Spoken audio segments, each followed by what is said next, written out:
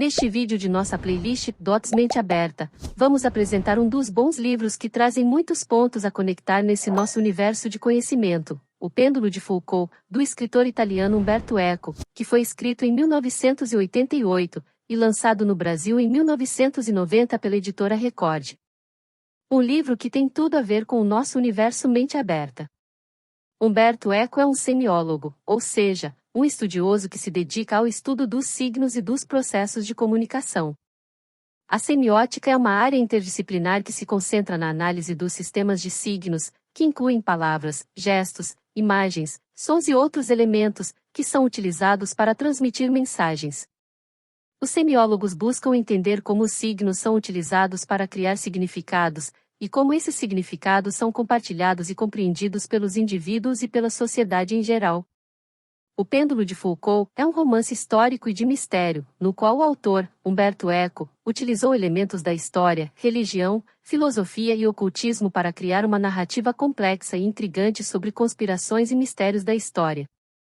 A trama gira em torno de uma abrangente conspiração de dominação mundial, que os personagens principais chamam de O Plano. Esse plano teria sido descoberto absolutamente por acaso, pelos personagens Belbo, Casal Bom e Jota Leve, que trabalham em uma tradicional editora de Milão, especializada em publicar livros sobre ocultismo e conspirações.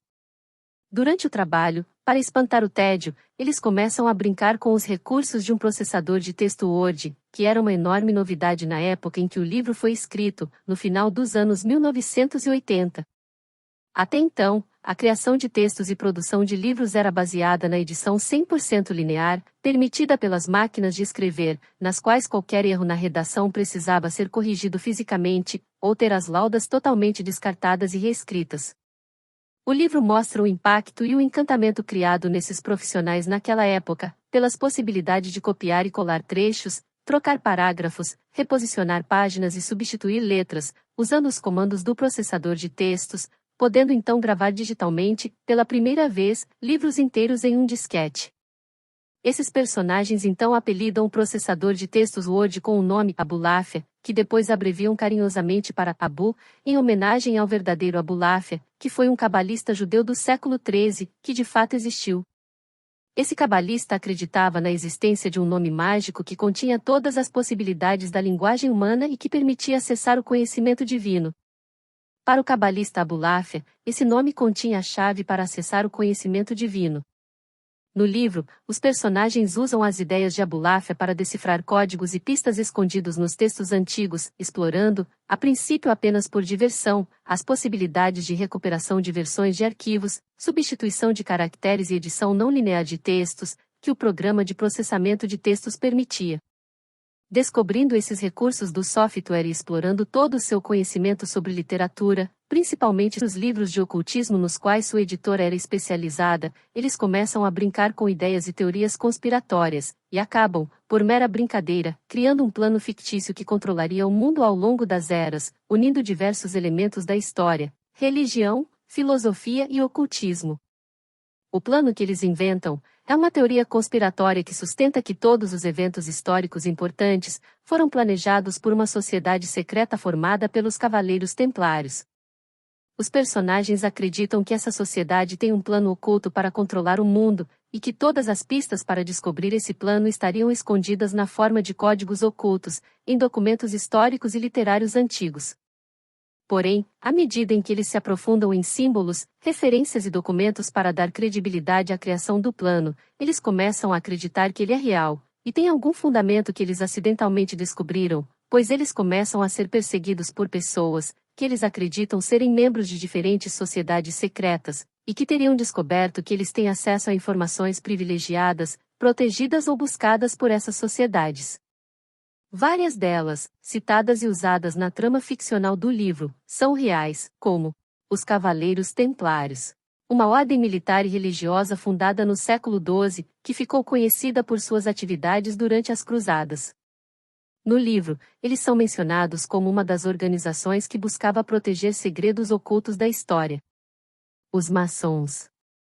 A clássica fraternidade, que se apresenta, na verdade, como uma sociedade discreta, que surgiu no século XVII, que defende valores como liberdade, igualdade e fraternidade.